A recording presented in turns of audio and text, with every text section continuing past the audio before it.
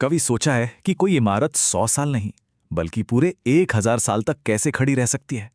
आज हम बात करेंगे चोल वंश के कुछ ऐसे ही हैरत अंगेज मंदिरों की। ये सिर्फ पत्थर की इमारतें नहीं हैं, जी नहीं। ये तो इंजीनियरिंग और इतिहास की वो पहेलियां हैं जो आज भी हमें सोचने पर मजबूर कर देती हैं। पर यहाँ एक अजीब सी बात है ना। जिन ताकतवर चोल राजाओं ने ये मंदिर बनवाए, उनके अपने शानदार महल वो कहाँ गए? किताबों में तो उनके महलों के बड़े चर्चे हैं, लेकिन आज उनका कोई अता पता नहीं।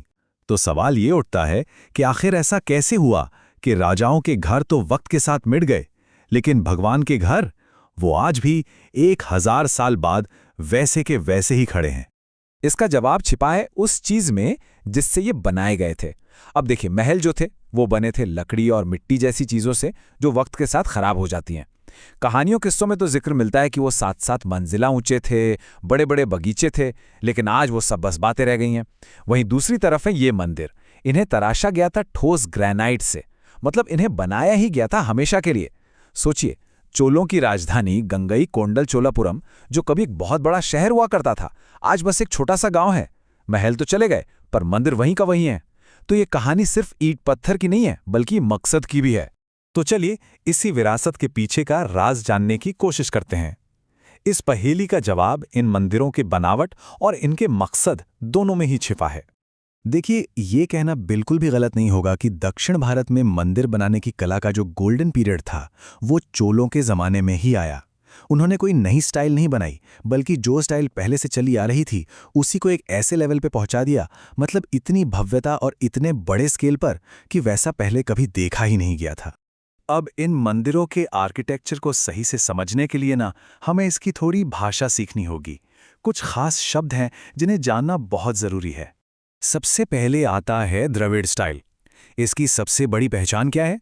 ये जो कई मंजिलों वाला टावर होता है ना, जो मेन मंदिर के ठीक ऊपर बना होता है, बस यही ये दक्षिण भारत के मंदिरों की एक खास पहचान है। हर मंदिर का एक दिल होता है ना? उसे कहते हैं गर्भगृह। इसका मतलब ही होता है गर्भ का घर। सोचिए, एक छोटा सा अंधेरा गुफा जैसा कमरा जहां मुख्य देवी या देवता की मूर्ति होती है। ये पूरे मंदिर की सबसे पवित्र, सबसे जरूरी जगह है। और इसी पवित्र गर्भगृह के ठीक ऊपर आसमान को छूता हुआ एक विशाल स्ट्रक्चर खड़ा होता है। इसे कहते हैं विमान। ये जो पिरामिड जैसा टावर है ना, यही इन मंदिरों को वो शानदार और भव्य पहचान देता है जिसके लिए ये जाने जाते हैं।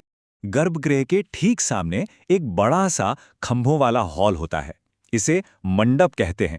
ये एक तरह का कम्युनिटी स्पेस था, मतलब एक ऑडिटोरियम जहां लोग पूजा पाठ या दूसरे कार्यक्रमों के लिए इकट्ठा होते थे। और हाँ, यहीं पर देवदासियां, जिन्हें भगवान की सेविका भी कहा जाता था, अपने खास नृत्य प्रस्तुत करती थी। और आखिर में सवाल यह है कि मंदिर के अंदर एंट्री कैसे होती है? तो वो होती है इन बड़े बड़े शानदार गेटवे से, जिन्हें गोपुरम कहा जाता है। ये सिर्फ दरवाजे नहीं हैं, नहीं, ये एक तरह का सिंबल हैं जो बताते हैं कि अब आप बाहर की दुनिया से एक पवित्र जगह में कदम रख रहे हैं। तो अब जब हम ये शब्द जान गए हैं, तो चलिए इन सब को जोड़कर देखते हैं।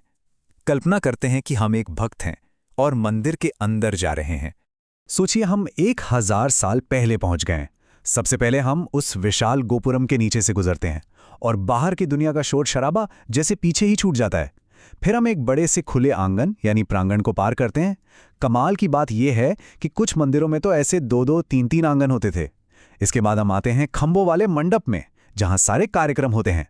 और आखिर में हम पहुंचते हैं मंदिर के धड़कते हुए दिल तक, उस पवित्र गर्भगृह के सामने। तो आप समझ आ रहे हैं ना, ये सिर्फ एक बिल्डिंग नहीं थी। हर मंदिर अपने आप में एक पूरी दुनिया थी, एक सेल्फ सफिशिएंट दुनिया। कह सकते हैं कि एक छोटे से ब्रह्मांड की तरह जो अपनी दीवारों के अंदर सिमटा हुआ था। लेकिन रुकिए, ये शानदार आर्किटेक्चर तो कहानी का सिर्फ एक हिस्सा है। इन मंदिरों का असली राज और इनके हमेशा टिके रहने की असली वजह वो इनके मकसद में छिपी है। और वो मकसद सिर्फ पूजा पाठ से कहीं ज्यादा बड़ा था। तो अब असली सवाल पर आते हैं। आखिर इन बड़े बड़े मंदिर शहरों को चलाने के लिए पैसा कहाँ से आता था? इतने सारे पुजारी, कारीगर और दूसरे कर्मचारी, इन सब का खर्चा कैसे चलता था? इसी सवाल का जवाब इनकी असली ताकत को सामने लाता है। पैसा पैसा तो कई जगहों से आ रहा था।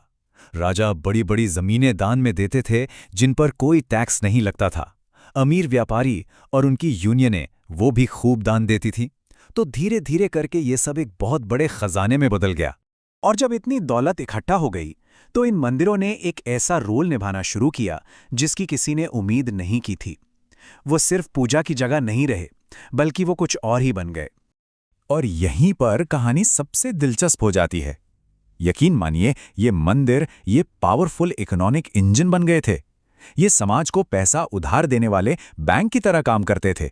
ये बिजनेस में पैसा लगाते थे, और तो और ये लोकल इकोनॉमी को बढ़ावा देने के लिए तालाब, कुएं और नहरें बनवाने के लिए भी फंडिंग करते थे। कमाल है ना? एक जगह लिखा है, और ये लाइन सब कुछ साफ कर देती है। मंदिर एक छोटा शहर या महल बन गया। याद है, हमने शुरू में सवाल उठाया था कि महल कहाँ गायब हो गए? तो जवाब ये है कि मंदिर ही नए, हमेशा टिकने वाले महल बन गए थे। वो लोगों की आर्थिक, सामाजिक और धार्मिक जिंदगी का सेंटर पॉइंट थे, जो पत्थर से बने थे और जिनकी जड़ें पूरे समाज की अर्थव्यवस्था में थीं। तो चोल मंदिरों की ये कहानी हमें आज के बारे में एक बहुत बड़े सवाल पर लाकर छोड़ देती है। सोचिए, उन्होंने ऐसी संस्थाएं बनाई जो मंदिर भी थीं, बैंक भी थीं और कम्युनिटी सेंटर भी, और वो 1000 साल तक टिकी रहीं। ये हमें सोचने पर मजबूर करता है कि आज हम ऐसा क्या बना रहे हैं जो 1000 साल बाद भी मौजूद रहेगा। क्या आज का बनाया हुआ कुछ भी वक्त की इस कसौटी पर खरा उतर पाएगा? खैर, ये एक ऐसा सवाल है जिसका जवाब तो आने वाला वक्त ही देगा।